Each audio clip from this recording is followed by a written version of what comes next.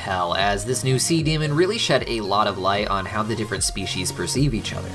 There are of course 7 rings in hell, each modeled after one of the 7 deadly princes, and each seems to be home to a particular species of demon. Imps have long been said to be the lowest of the low, but hellhounds always seem to be one step below them, with Millie's imp family not treating Luna like a person so much as like a pet. The class distinctions between hellhounds and imps are rather unique, and neither are really better off than the other. The hellhounds are overbred and put up for adoption, through which they mostly seem to end up as servants for well-off families. Imps are seen as the sort of humans of hell, the most generic and basic of demon species. They seem to be in every ring of hell so far, more so than the other species at least.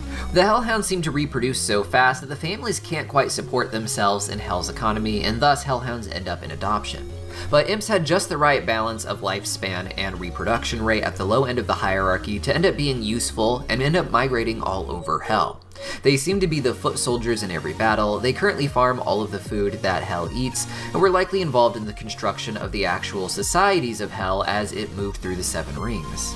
They have been in other rings for so long that imp subspecies have developed by mixing with other species over generations. In the lust ring, for instance, there are sexy taller imps with succubus wings, something that the other imps in the other rings don't seem to have. While hellhounds may still be treated like garbage by imps, they seem to have just not been as useful to exploit on such a large scale the way that imps have. Despite being all over the rings of hell that we've seen so far, the most recent episode had these deep sea demons indicate that they think Blitz is from Wrath. Blitz had said before he is not from Wrath and is much taller than the majority of the Wrath ring imps, who Stolas describes as being small in general. Instead, I believe this was to confirm that imps as a whole do come from Wrath, but that some people haven't adjusted to the new normal of hell as far as imps moving to other rings and mixing with the local species. Now, above the imps and the hellhounds, I think we would have the succubus in the hierarchy. Succubus are more or less born into the sex work industry. The work that most demons do is designed around their natural powers and interests as a species, and it seems that the succubus would much rather be doing this work than that work of imps or hellhounds, but they are still trapped in a lifestyle built up more so around the desires of their prince, Osmodius. Above the succubus in this hierarchy, I imagine to be the loan sharks of the greed ring. In many ways, the loan sharks are a separate class that isn't really involved with the power hierarchy overall. Their job seems primarily to be milking money from the other species as much as they can, and are more about sneakily maintaining as much wealth as they can, as opposed to being part of the actual economy of hell. Above them, I would put the candle-headed Baphomets who run the medical industry in the sloth ring. While they are oppressed in their own ways, just like everyone else, they seem to maintain an existence in a beautiful location where everyone else is at the mercy of the sloth-like lifestyle, whereas in the Pride Ring and the Wrath Ring, life seems to be pretty difficult. From here, there's 2 entries that are kind of hazy. The Earthborn sinners in hell are said to generally outrank the native species, though they themselves are outranked by overlords who can be native-borns as well.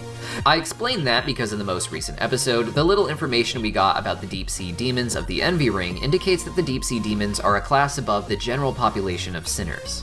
For a lot of human history, I think sinners as a whole weren't technically a higher class, and that early eras of hell had the Pride Ring being the way hell is traditionally described, a place of torment.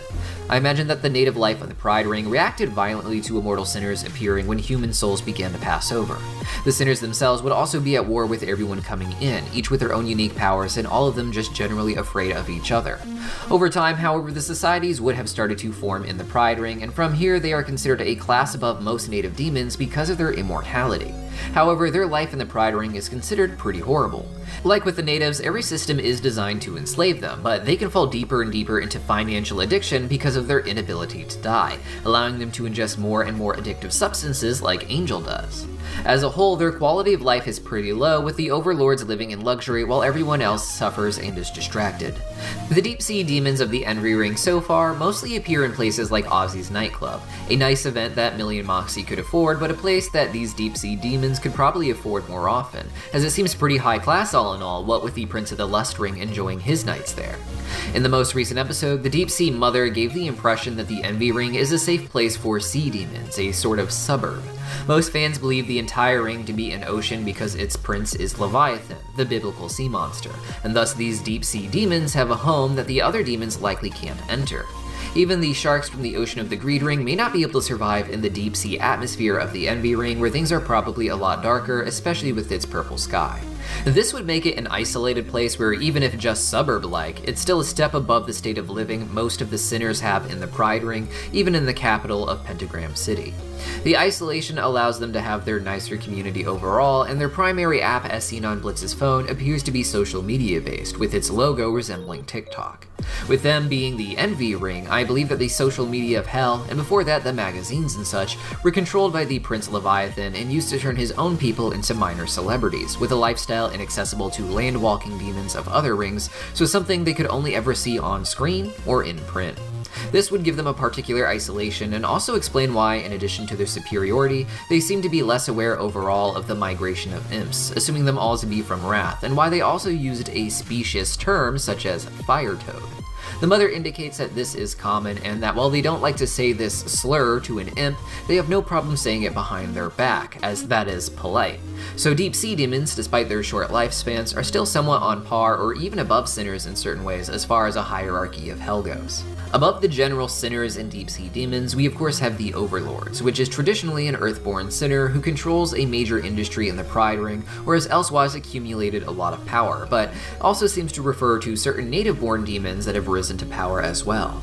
Moxie's own father Crimson is perhaps an overlord in his own sense, as while he is beholden to the loan sharks, he is the one interacting directly with the community and exploiting it for profit, causing imp gang wars and such. Above the overlords, we have currently two forms of royalty. The lowest is the Ars Goetia, 72 noble demons who help with certain duties in hell, including cursing its crops, but also seem to have a hand in the slow conquering of the earth. Within the Goetia family, there is its own hierarchy, and while there is only 72 official titles, the extended families of the Goetia seem to hold some power relative to the nearest relation they have in one of those 72 roles. My favorite current theory is that the 9 kings of the Ars Goetia are spaced throughout the 9 circles of hell, which appear to be 7 cities in the Pride Ring, different from the 7 rings of hell, which are physically stacked on top of each other. Above them, of course, are the 7 princes ruling those 7 rings, which, despite their titles, outrank the kings in the Ars Goetia. The 7 princes are led by Lucifer, who is himself a fallen angel and has ultimate power in hell. While royals like Stolas are weak to angelic weapons, Lucifer is immune to their power and can only be smited by a higher-ranking angel than him from heaven.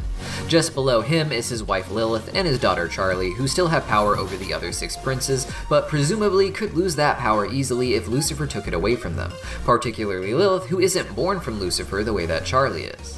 It makes me wonder if Charlie could one day rise up in terms of angelic power above her dad, and perhaps be the one who has to smite him in order to take over hell. But what do you guys think? Let me know your thoughts on the hierarchy of hell in the comments